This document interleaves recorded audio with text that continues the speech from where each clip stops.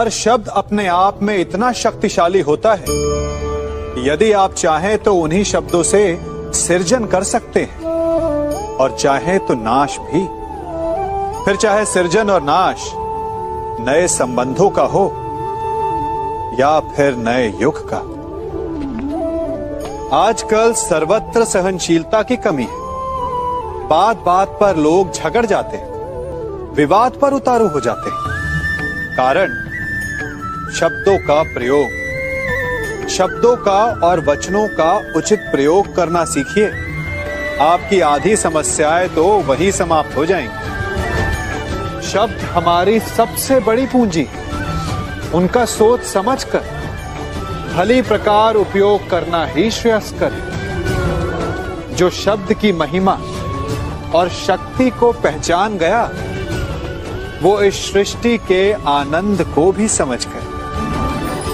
आप भी समझिए। आप इस तितली को देख रहे हैं? आपने एक मक्खी को भी देखा होगा। प्रकृति ने दोनों को समान गुण दिए हैं रस पान करने का। एक तितली फूलों पर जाकर उसका रस लेती और इस अवस्था में नए फूल खिलने की व्यवस्था भी करती है। और मक्खी घाव पर बैठती है, घाव को सड़ाती है और रोग भी फैलाती है। यदि इसमें किसी बात का अंतर है तो केवल सोच का। यदि आप उचित मार्ग चुनेंगे तो आपको सफलता मिलेगी, आप में उत्साह बढ़ेगा। और यदि आप अनुचित मार्ग चुनेंगे तो आपको असफलता मिलेगी, निराशा मिलेगी। अब उचित मार्ग चुनना है या अनुचित मार्ग, ये निर्णय तो आप पर निर्भर करता है। मनुष्य की सबसे बड़ी दुर्बलता क्या होती है? सोचिए। धन, प्रेम, अहंकार। मनुष्य की सबसे बड़ी दुर्बलता होती है उसके रहस्य। चाहे आप कितने भी शक्तिशाली क्यों ना हो, कितने भी प्रबल क्यों ना हो, परंतु उसके रहस्य उसके नाश की चाबी होती है। इसलिए यदि प्रबल रहना है, शक्तिशाली रहना है, समर्थ रहना है, तो अपने रहस्य को किसी को भी ना बताएं, ना मित्र को और ना ही शत्रु को। क्योंकि समय पड़ने पर कब कौन शत्रु हो जाए ऐसा कहना संभव नहीं। विभीषण को रावण के अमृत कुंड का ज्ञात था, इसीलिए प्रभु श्री राम रावण का वध करने में सफल हो सके। इसलिए उचित यही है कि आप अपने रहस्य को स्वयं तक ही सीमित रखें। संगति या साथ, मित्र और साथी मनुष्य के व्यक्तित्व के लिए सबसे महत्वपूर्ण होते हैं। अब आप कहेंगे ये कैसे? मनुष्य अवश्य अपने व्यक्तित्व के लिए उत्तरदायी होता है, परंतु मनुष्य संगति में ना चाहते हुए भी उसका व्यक्तित्व संगत की भांति हो जाता है। इन पात्रों को देख रहे हैं? मध्य में जल रखा है, इसमें दूध है और इसमें मलिन कीचड़ रखा है। यदि मैं इस जल को इस दूध में मिलाता हूं तो ये जल दूध बन जाता है, और यदि इसी जल को इस मलिन कीचड़ में मिलाता हूं तो क्या हुआ?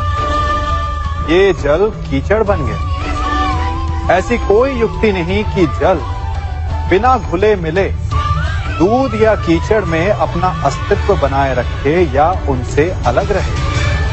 और ठीक ऐसा ही मनुष्य के जीवन में भी होता है। यदि एक गुणहीन व्यक्ति गुणवानों की संगत में बैठे तो उसे भी गुणवान समझा जाता है, सम्मान का पात्र समझा जाता है। और यदि एक गुणवान व्यक्ति गुणहीनों की संगत में बैठे तो उसे भी तिरस्कार मिलता है। इसलिए अपने जीवन में सदैव संगति सोच समझकर सावधानी से चुनिएगा। कभी खेत में किसी किसान को खेती करते देखा है? वो उसे सींचता है, उसे जोतता है, पशु पक्षियों से खेत की फसल की रक्षा करता है। परंतु एक बात का वो सबसे विशेष ध्यान रखता है कि कहीं खेत में खरपतवार ना उग जाए, क्योंकि एक खरपतवार खेत की सारी फसल को नष्ट कर सकती है। ठीक उसी प्रकार यदि वंश की कोई संतान खोटी निकल जाती है तो वो समूचे वंश का सर्वनाश कर देती है। इसीलिए संतान के लालन पालन में विशेष ध्यान देना आवश्यक होता है, क्योंकि संतान वो फसल होती है जो वंश के आने वाले समय को महान बना सकती है या फिर वंश का पतन भी कर सकती है। मनुष्य भी बड़ा विचित्र प्राणी है।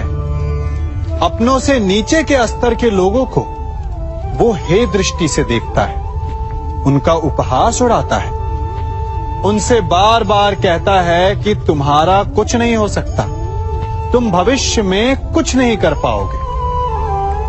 जब मनुष्य के पास धन संपत्ति मान होता है तो वो दूसरों का आदर नहीं करता, परंतु वो एक बात भूल जाता है कि उससे भी अधिक शक्तिशाली कोई अस्तित्व में है, और वो है समय। काल काल अपना चक्र कब बदलेगा ये कोई नहीं जानता। समय अपनी करवट कब लेगा ये कोई नहीं जानता। कोयला भी समय के साथ साथ हीरे में परिवर्तित हो जाता है। इसलिए जीवन में कभी भी किसी का भी उपहास नहीं उड़ाना चाहिए। देख रहे हैं इसे? ये रेत है। कहा जाता है कि इसे आप मुट्ठी में बंद करके नहीं रख सकते। क्यों? क्या इसका स्वभाव ही ऐसा है, या हमारे हाथों में इतनी सक्षम शक्ति नहीं कि इसे मुट्ठी में बंद करके रख सके, या फिर इसका स्वरूप ही ऐसा है कि ये फिसल ही जाएगी। कदाचित इसीलिए कहा जाता है कि आप रेत को मुट्ठी में बंद करके नहीं रख सकते, परंतु मैं आपसे कहता हूं कि आप रेत को मुट्ठी में बंद करके रख सकते हैं। कैसे? इसका उत्तर है, यदि आपके हाथों में पसीना हो तो आप रेत को अपनी मुट्ठी में जकड़ सकते हो। और पसीना कैसे आता है? परिश्रम से, प्रयास से। तो यदि आप परिश्रम से निकले पसीने से आप रेत को मुट्ठी में बंद कर सकते हो, तो ऐसा क्या है जो आप जीवन में परिश्रम से पा नहीं सकते? मान, सम्मान, धन, संपत्ति, बल, ये सब परिश्रम की उत्पाद है। हम कौन हैं? हमारा अस्तित्व क्या है? हम क्या हैं और क्या बन सकते हैं? ये बड़ा विचित्र प्रश्न है, परंतु उतना ही महत्वपूर्ण। मनुष्य सदा अपने वर्तमान प्रारब्ध के लिए अपने अतीत को उत्तरदायी ठहराता है, अपने जन्म को, अपने परिवार को उत्तरदायी ठहराता है। परंतु तनिक सोचिए, एक कमल जो कीचड़ में खिलता है, वही कमल भगवान की मूरत पर शोभित होता है। एक कोयला जिसे कोई भी शीघ्र नहीं छूना चाहता, परंतु वही कोयला धरा का ताप और दबाव सहकर हीरे में परिवर्तित हो जाता है, और वही हीरा मस्तक पर सुशोभित होता है। तो इन उदाहरणों का निष्कर्ष क्या है? इन उदाहरणों का ये निष्कर्ष है कि उससे कोई अंतर नहीं पड़ता कि आपने जन्म कहां लिया। आपके कर्म आपका स्तर निर्धारित करते हैं। हमने कहां जन्म लिया ये हमारे नियंत्रण में नहीं था, परंतु हम कब और कहां अपने जीवन की अंतिम श्वास लेंगे ये अवश्य हमारे नियंत्रण में होता है। तो कर्म कीजिए, अपने जन्म मनुष्य सदा भला बुरा, खरा खोटा, सत्य असत्य की बातें करता है। सत्य को अच्छा मानता है और असत्य को बुरा। परंतु क्या आपने कभी ये सोचा कि प्रत्येक वस्तु, प्रत्येक भाव का एक महत्व होता है? दोनों ही एक दूसरे के पूरक होते हैं। यदि काला रंग नहीं होगा तो क्या श्वेत रंग की आभा का अनुभव होगा?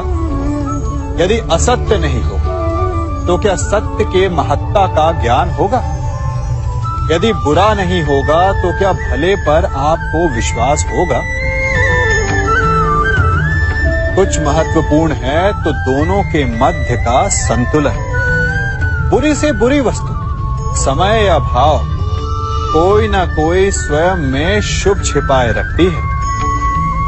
कभी काले गरजते मेघों को देखा है? उसके किनारे भी एक स्वर्णिम आभा होती है। उसी प्रकार यदि आपके जीवन में बुरा समय आए तो आपको अपने सच्चे मित्रों की पहचान हो जाती है। तो बुरे समय में निराश ना हो, उसमें भी कुछ शुभ खोजने का प्रयास करें और धीरे धीरे सब कुछ आपके जीवन में स्वतः शुभ हो जाए।